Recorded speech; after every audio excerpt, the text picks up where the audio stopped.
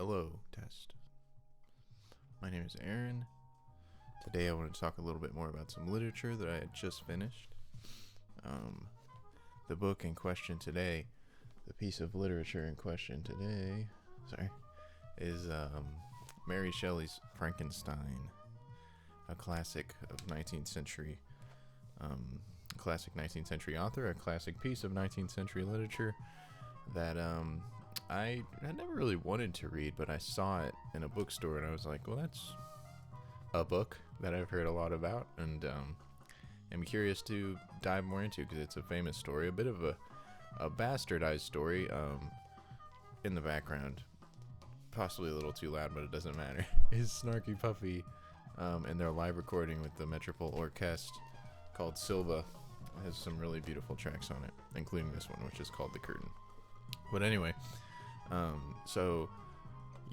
saw Frankenstein, and decided to get it. It's a bit of a bastardized story, kind of turned into a kind of a Halloween gimmick, and the tale can be frightening. I would say there are some frightening aspects of the story, and even of the underlying like kind of message and things like that. Although wouldn't say it's traditionally frightening in that. I mean, Frankenstein's monster himself, who is not named Frankenstein, is actually just an unnamed monster that Dr. Frankenstein creates.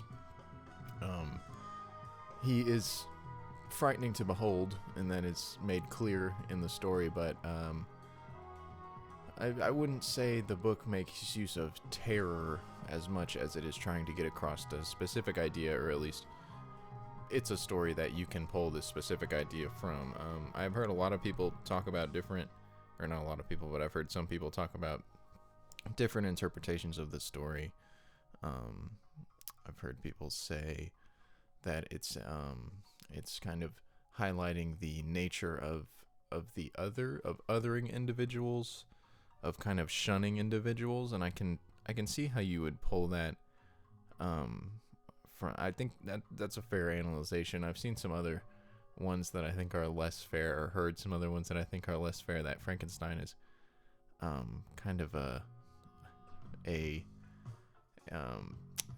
commentary on the nature of, I think it was like single parenthood or something, and I don't necessarily know how much I agree with that. I think it's supposed to be a little more sensible, just based on the story and things like that.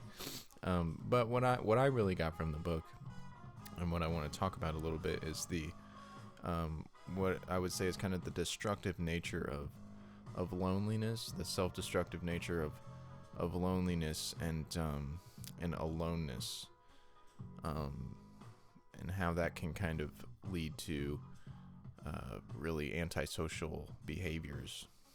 And so where this idea really the seed of this idea starts to grow is when Frankenstein himself, who is a very smart individual, who's a very scientifically minded person, he goes off to school, and he grew up kind of learning these ancient at this point in the 19th century, they were kind of disregarded forms of science like alchemy, and there was some other strange science that he was learning that I can't remember the name of. But he goes to school, I believe in England, and is essentially told that all the things that he's been learning are kind of garbage, and so he augments that knowledge that he has of old forms of science with new forms of science from various different professors, and he kind of gets it into his head that he can create life through science, and that is a quest that he undertakes, and this is kind of where loneliness starts to come into this specific picture. Is he starts to work on that, but he also starts to kind of shut himself off from the rest of society. He's not interacting with anybody. He's letting his health deteriorate while he spends months kind of crafting and perfecting this being that he wants to create, who later becomes the monster. And he is successful. The story is less descriptive about it than although I mean I don't know. I mean in the 19th century, and even now, creating a human is not necessarily something that's possible. You could get into like some weird cloning stuff, which I think technically is possible now, although it's very heavily, it's mostly illegal, and except in certain parts of the world. And I don't know if anyone's actually cloned a human. But not to go down that I don't think you can be descriptive about something that has never happened and they couldn't even conceive of in the 19th century. So that's fair. But essentially, he creates this being that he's kind of toiling away at, and as soon as it is kind of animated and becomes alive, he's pretty disgusted by it, as is everyone who sees it. It's described that it's human enough, but it has these kind of grotesque artificial features that are never really fully described, but it is definitely fully described that this thing is hideous enough to where upon looking at it you go, oh wow, what is that, and how quickly can I run away from it?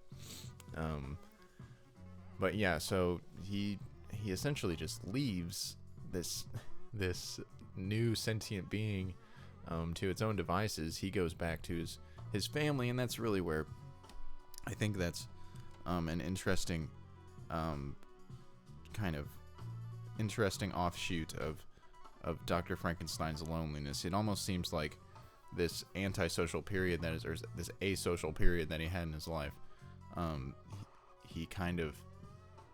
He was working on something that was almost driven not necessarily by his antisocialness, but it was certainly not hindered by his socialness. It was not hindered by any social connections or I guess duties that he felt towards maybe his friends or his family. He was entirely cut off from the world while he was doing this, so there was nobody to go, hey, that might not be the best idea. Don't do that.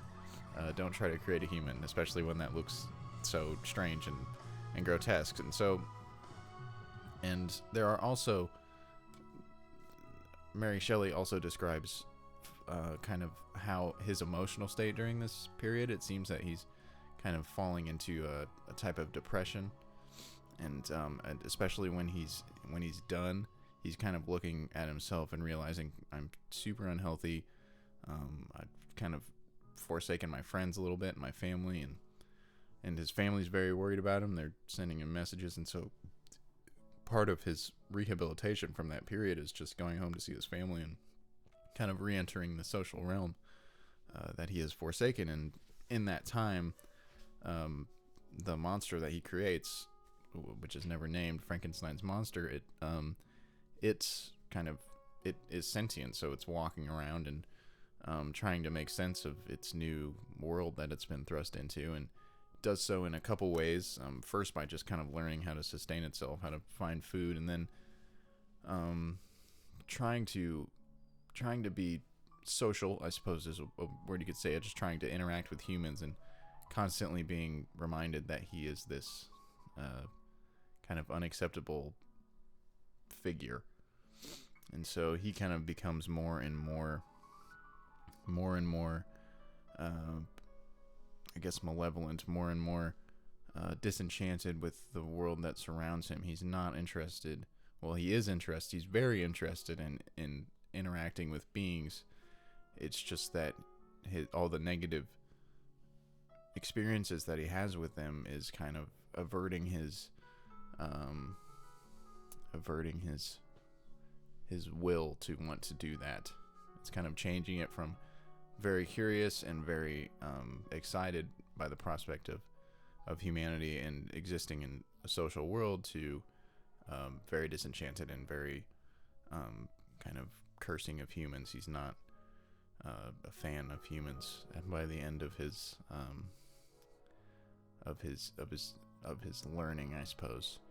And one interesting section of the book is the Frankenstein's monster's own recounting of his story of that, how he became literate, and one of the main ways that he did is he spent time kind of spying on this.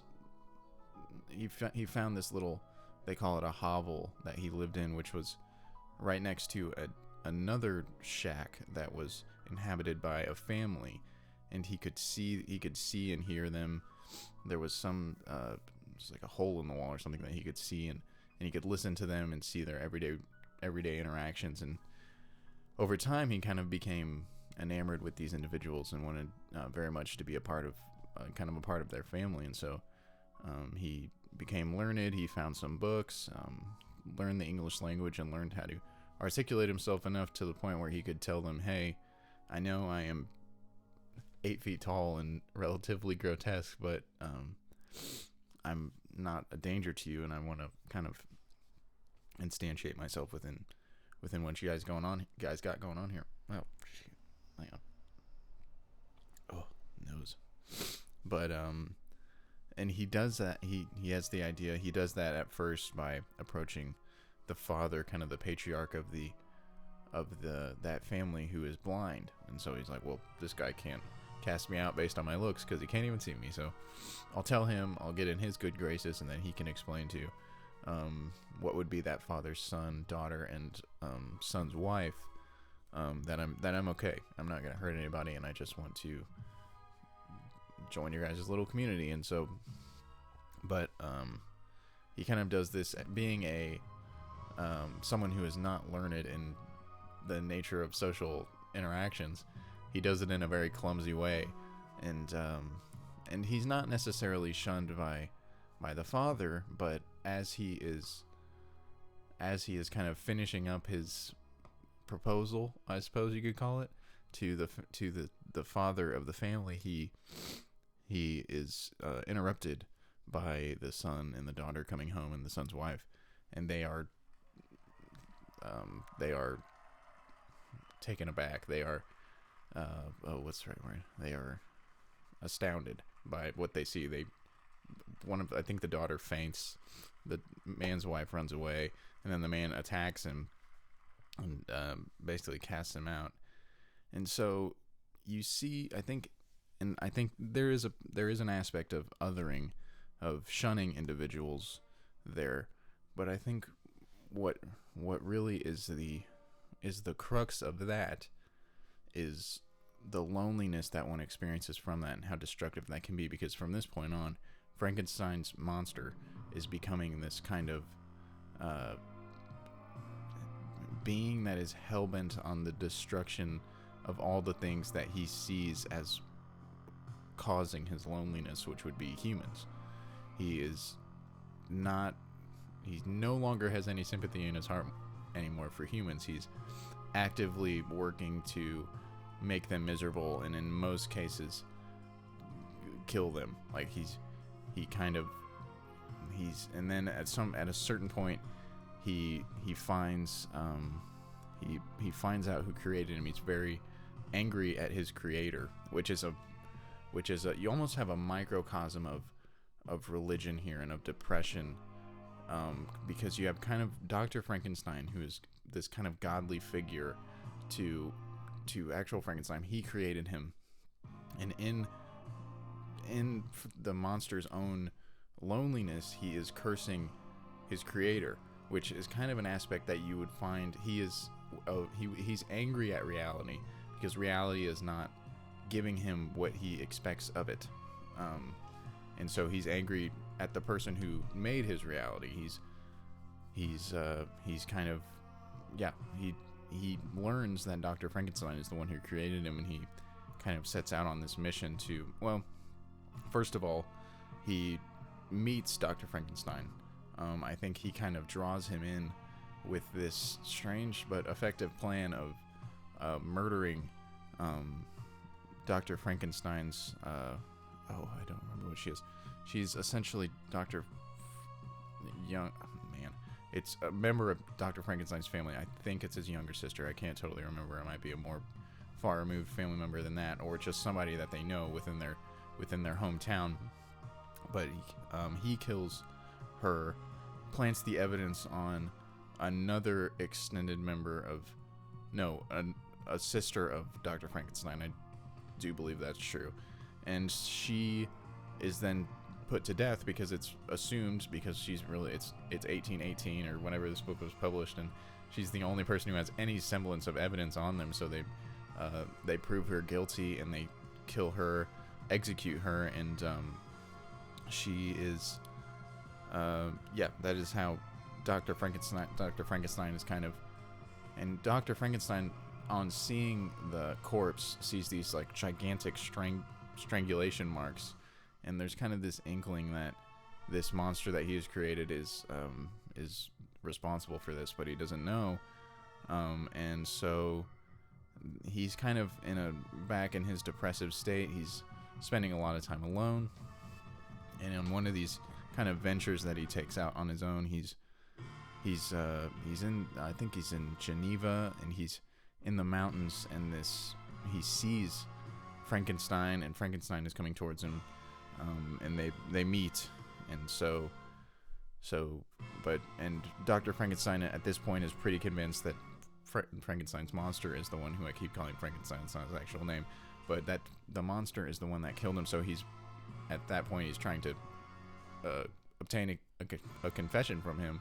He's kind of berating him for doing these things, and the monster kind of convinces Dr. Frankenstein to hear him out, to hear his story, and to also hear a proposal that he has for Dr. Frankenstein, which is to create him a companion. He wants companionship.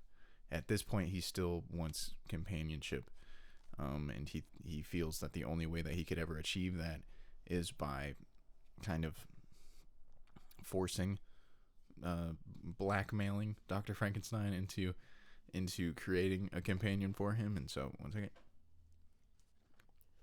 And so he does that.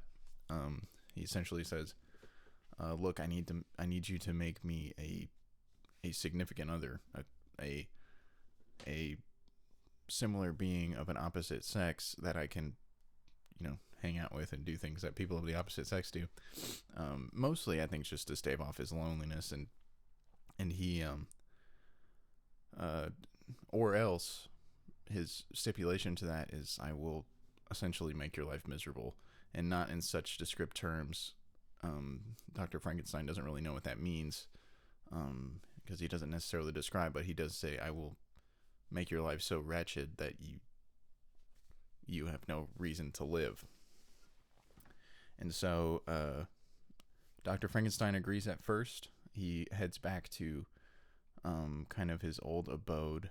I think he heads for England again to undertake this creation of a companion for the monster that he has created, and he's very trepidatious about this. He gets there, and he kind of has this idea that if the idea that is allowing him to think that it's a good idea, why he wants to do it is he thinks that if he makes this complementary monster for the monster he's already created, that then he will be at peace. His life will be unsoiled by this monster, because the monster has also said that if he makes them a companion, they will disappear. They'll go, he says, the forests of Amazon. They'll go live in Brazil or Colombia or wherever, and he'll never see him again. And Dr. Frankenstein believes that, partly because at this point the monster is extremely eloquent and convincing, and he invokes empathy. He makes people feel sorry for him because he's a very wretched. They use that word in the book a whole bunch. Wretched. It must have been a very popular word in 1818. But he's a very fallen individual. He's someone to feel sorry for. He's someone to pity. And so he's made this offer. Dr. Frankenstein is making this complementary monster for him, and in the process of doing so, he kind of realizes, this monster that I created before kind of turned into this very malevolent, dangerous being, and there's no reason to believe that if I create another one that they're just going to meet and everything will be well. So he kind of talks himself out of it in that way, and he tells Frankenstein that, and so he tells Frankenstein's monster, that's what he's going to do. He's not going to create this female companion for the monster, and so as he promised, the monster kind of undertakes this he undertakes his promise. He says, well, okay, then I'm going to make your life as miserable as I can possibly think to make it. And so from that point, it's just kind of the unfolding of his revenge. He kills Frankenstein's best friend. Frankenstein goes home and gets married. He kills Frankenstein's wife. Shortly after that, Frankenstein's own father dies. And Frankenstein's wife is also his childhood best friend. So Dr. Frankenstein, his life just kind of becomes about chasing the monster that he's created. And to come full circle, I think this is a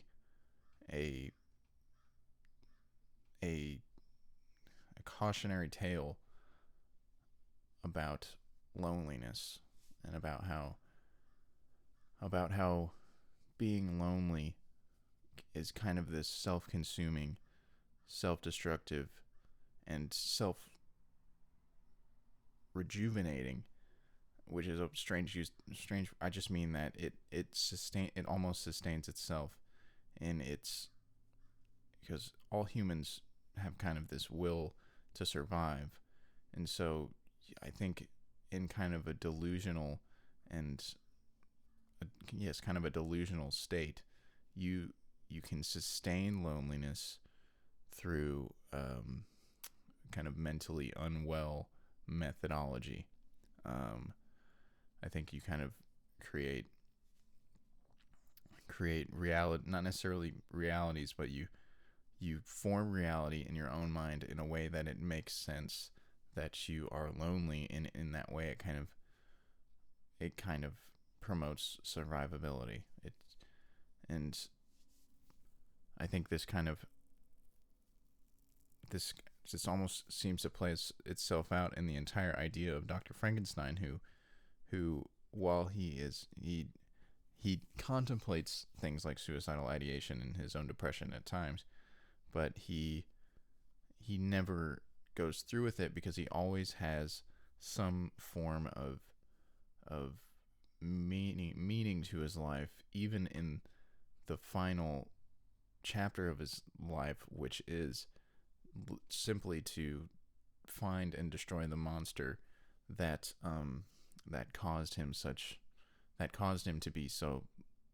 ultimately caused him to be so lonely, but that caused all the kind of the suffering and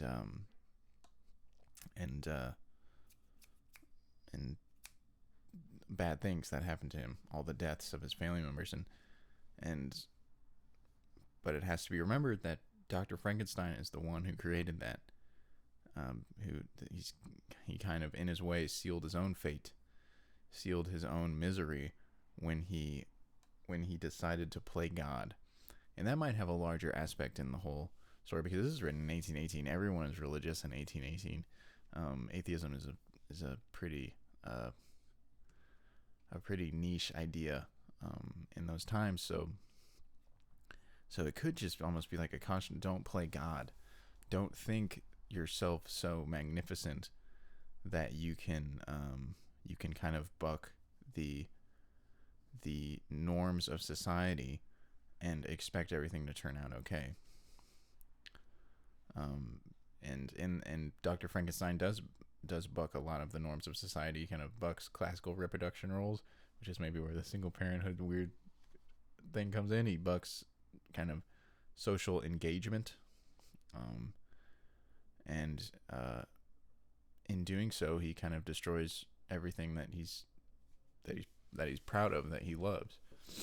And so it's and also every story has these microcosms of these smaller meanings within. There's family is a big it's a big component of this book, because every time that Frankenstein is with his family, he's at peace. He's more stable. He's able to think more clearly, and he's able to find some semblance of happiness. I don't like using the word happiness in the context of like this great emotion that you should aspire to be all the time. I think happiness is more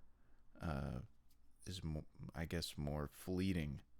It's too fleeting of a thing to describe a constant emotional state. People are not always happy. People can always be content or secure, peaceful, unworried.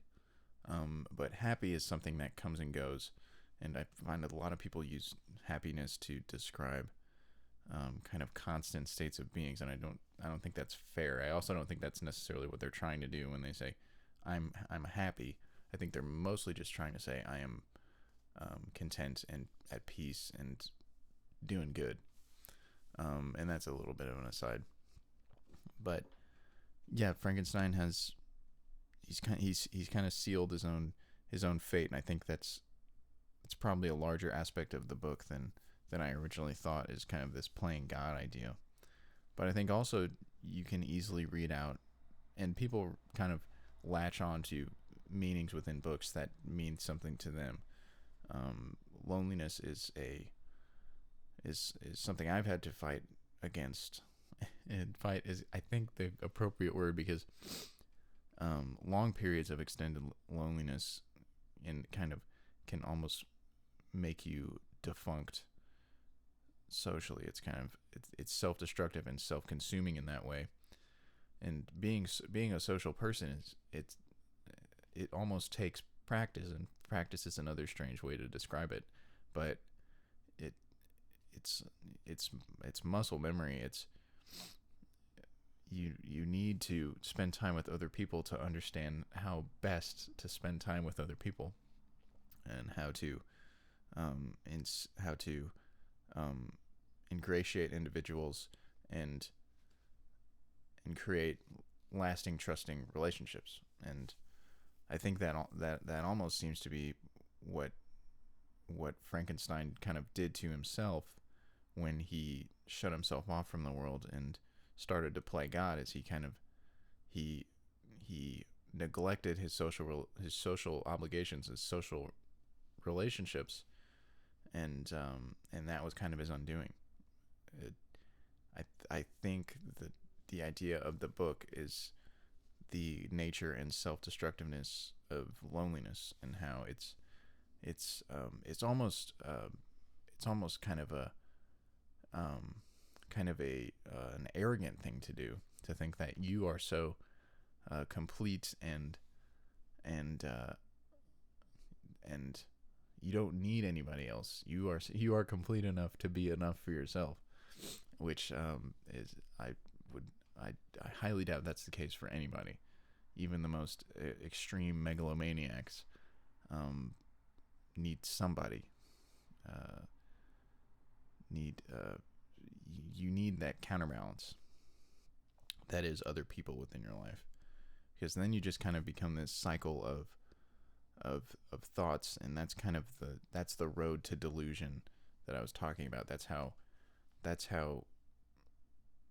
loneliness can lead you to kind of a deluded reality, is because you don't have people. I heard once someone say, and I can't remember who it was, but they said thinking is talking. I think a lot of people think when you are thinking, or when you're kind of speaking to yourself in your head, when you're just having a dialogue or whatever, that you're thinking, but you're not really. You're just kind of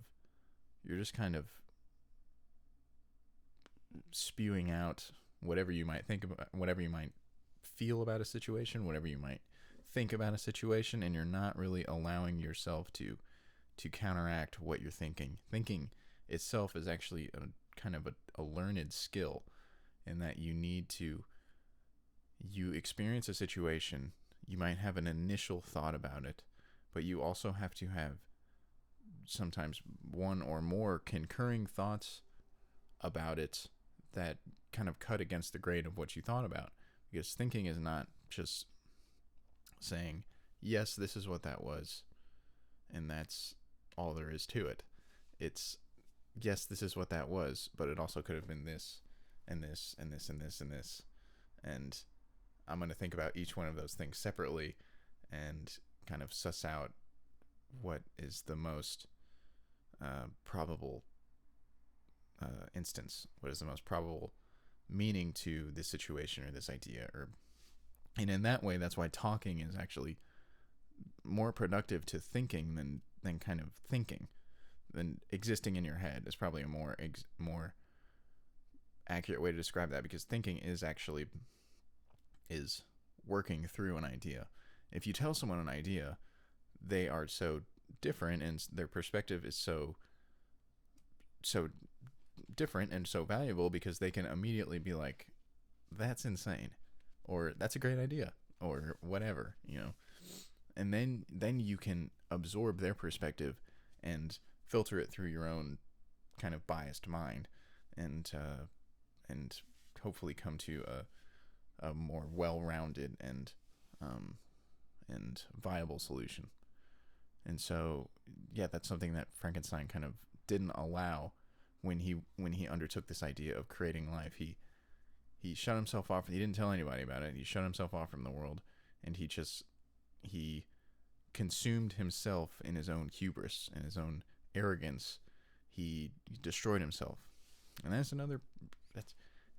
a more underlying kind of subtle point of the book. But arrogance, Frankenstein, he doesn't come off as an arrogant individual, but to expect that you can achieve something that has never been achieved before is just, especially based on the knowledge of people in 1818, is seemingly insane.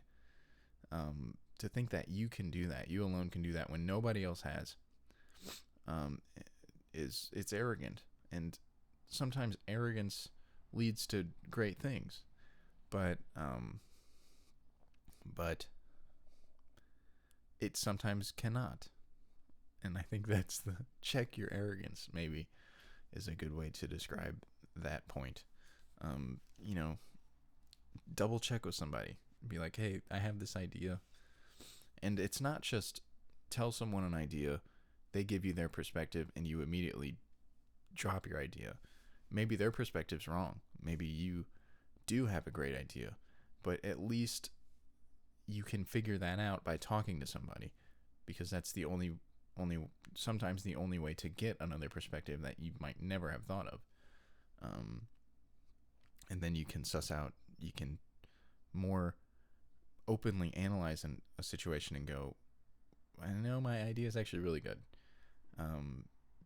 You seem biased in your own ways, and the solution or the idea that you gave me doesn't make any sense.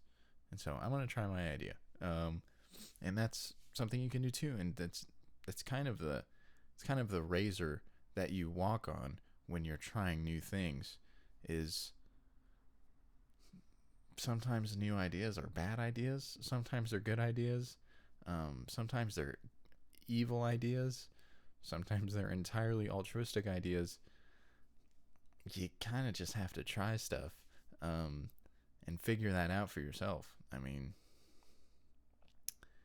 it's and that's not an argument for doing a Frankenstein and engineering life without any input from anybody else. It's simply, or maybe it is.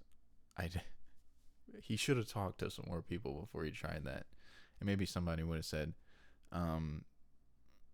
yeah, your monster is a monster and it looks really scary, and if you make that thing alive, it's not going to have a good go.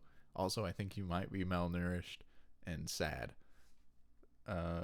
And that's, yeah, I think that's what Mary Shelley was going for. I don't know. You always kind of interpret things in ways that I think you kind of interpret things in ways that you can easily draw out of a story. You read the parts of the story that you see within it, or you read out the meanings of the stories that you can find in them. I'm sure there are other meanings that other people have found. There are other meanings that other people have found regarding Frankenstein.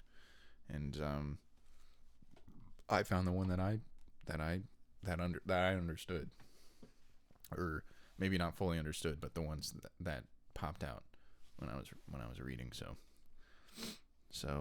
yeah, it's a great story though. Really well done. Mary Shelley is very she's no one in the 19th century was actually concise by the standards of today, when you have like text speak and people not even like speaking in complete sentences. But there's something concise about this book compared to other books that I've read from the 19th century. It's also written in a very timeless way. Some like I just read The Picture of Dorian Gray. I had to do a lot of dictionarying, and I downloaded the Merriam-Webster app on my phone literally just so I could look up all these kind of dead words that existed within that story. And I had to do that less with this. I had to do it some, but not a whole lot. And in that way, I think it's actually an easier read. And also, it's not super long. It's like 168 pages. And it's written in this interesting way where the story is a recounting from a man named Walton, who's going to the North Pole, who finds Frankenstein chasing Frankenstein at the North Pole, which kind of speaks to the lengths at which Frankenstein was willing to go to destroy his creation, to destroy his own loneliness. Maybe that's not. I'm gonna cut. No, I don't think that wasn't a fair characterization of what's going on there. But it is. He's very driven by this idea of destroying Frankenstein, of the monster that he's created. So much to the point that he follows him to the North Pole, and eventually dies in doing that because he's picked up by Walton. He's severely unhealthy. He's older, and he was stranded on an ice island, a piece of ice that had floated off into the ocean. He was stranded on it with one remaining sled dog and kind of dying at that point. He's somewhat nursed back to health enough to where he can impart this story to Walton, who's making this journey, and then when he's done, he basically dies. And then Walton sees Frankenstein. And then he kind of has this very eloquent speech at the end of the book. Frankenstein's monster, excuse me. He's surveying the dead Frankenstein. He's on the ship. He's made it onto the ship somehow. This 8-foot monster is like the master of stealth. Doesn't make any sense, but that's beside the point. He makes it onto this ship, and Walton kind of walks in on him, kind of standing over Frankenstein's dead body. And Frankenstein, at the end of his story, told him, if you ever see this monster, destroy it, because it's not only dangerous, it's extremely eloquent and convincing. And in that eloquent, convincing manner, Frankenstein kind of gives this final, Frankenstein's monster, I keep calling it Frankenstein. Frankenstein's monster gives this final speech that is eloquent and is convincing. You know, it kind of ingratiates the person who's hearing it, Walton, into thinking that, you know, maybe this monster's right. And that goes back to a point that I had about The Picture of Dorian Gray, which is the effectiveness and dangers of sophistry. If you can tell someone something in a way that is convincing, you can almost get him to believe anything. Here's a monster who has most certainly committed multiple murders, ruined a man's life to the point that he's willing to follow him to the North Pole, and he's here. There's a point in the story. Well, it would be very easy for Walton to just go, this guy's nuts. There's no way this happened. But as soon as Frankenstein's monster is there in the flesh, the whole thing becomes real, because there is an aspect of strange and weird stories that once you see one piece of I guess you would call it evidence, or one piece of of the story that makes it true, the whole thing becomes more true. It's like, I've never experienced this, but it's like if somebody were like, this house is haunted, you would go, no, it's not. Ghosts don't exist. You're insane. But then you go to the house and you experience something. Never experienced ghosts, not saying that they exist. I'm just saying, then you're going to not only believe that the house is haunted, you're going to believe the entire macro narrative that ghosts exist. So, yeah, Walton sees Frankenstein and he gives this like long, very eloquent speech about being lonely, about being wretched, which is that word is in there so much. Wretched and countenance, which apparently countenance is an old word for your facial expressions. But yeah, the monster is so he's just very convincing, and I liked that part of the book because it tied into the picture of Dorian Gray, but then Walton kind of snaps out of it. He tries to attack Frankenstein, but Frankenstein escapes and is gone. He's almost at that point he's almost kind of this incarnation of loneliness that just exists in the world. It's kind of like a Pandora's box that Dr. Frankenstein undertook. He opened it when he created this being that was cursed to be alone his whole life, and then he dies, but loneliness is still alive and out in the world wreaking havoc on maybe not so physically anymore because he doesn't really want to kill anyone. I don't know.